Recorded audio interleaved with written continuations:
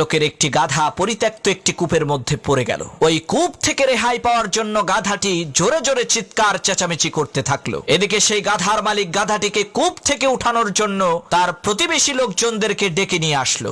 সবাই যখন ওই কূপের পাশে এসে দাঁড়ালো তখন তারা গাধার মালিককে বলতে লাগলো, ভাই আমরা তোমার এই গাধাকে কূপ থেকে উঠাতে পারবো না। কারণ হলো এই গাধাটিকে কূপ থেকে উঠানোর জন্য আগে রশি দিয়ে গাধাটিকে বাঁধতে হবে, আর রশি দিয়ে বাঁধার জন্য আমাদের মধ্য থেকে যে কোনো একজনকে কূপের নিচে নামতে হবে। এরপরে রশি বেঁধে টেনে টেনে উপরে তোলা যাবে। কিন্তু আমাদের মধ্য থেকে কেউ তো কূপের নিচে নামতে পারবে না। কেউ যদি নামেও গাধা তো গাধাই, লাথি মেরে যদি তার চোখ মুখ থেতলা করে দেয় তাহলে তো সর্বনাশ হয়ে যাবে। সুতরাং এই গাধাকে কূপ থেকে তোলার একটাই উপায় আছে, সেটা হচ্ছে অনেক টাকা পয়সা খরচ করে শহর থেকে প্রশিক্ষণপ্রাপ্ত লোক নিয়ে আসতে হবে। তারাই এই গাধাটিকে উদ্ধার করতে পারবে। প্রতিবেশী লোকজনের এই কথা শুনে সেই গাধার মালিক বলে উঠলো, বাবারে আমার এই বৃদ্ধ দুর্বল গাধাকে কূপ থেকে তোলার জন্য এত টাকা আমি খরচ করতে পারবো না। আবার এই গাধাটিকে এইভাবে কূপের মধ্যে রেখেও দিতে পারবো না। কারণ হচ্ছে সে যেই রকমের চিৎকার চেঁচামেচি করছে তাতে তো আমার বাড়ি থাকাই কষ্টসাধ্য হয়ে গেছে।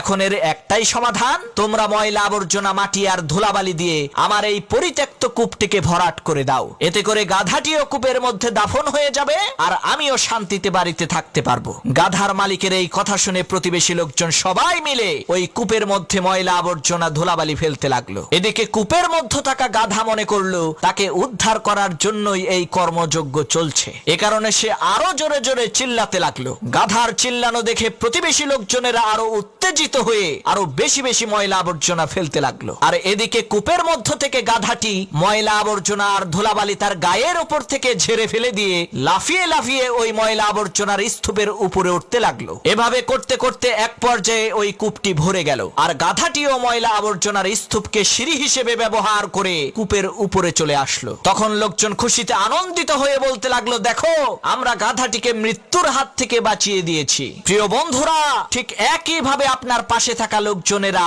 আপনাকে কটূক্তি করে, অপমান করে, অবহেলা করে, অপদস্থ করে ব্যর্থতা নামক কূপের মধ্যে দাফন করে দেওয়ার চেষ্টা করবে। এখন আপনিই সিদ্ধান্ত নেন, আপনি কি লোকজনের অপমান, অবহেলা আর কটূক্তির নিচে চাপা পড়ে ব্যর্থতা নামক কূপের মধ্যে দাফন হয়ে যাবেন, নাকি এই অপমান, অবহেলা আর কটূক্তিগুলোকে সিঁড়ি হিসেবে ব্যবহার করে সফলতার দ্বার প্রান্তে পৌঁছাবেন।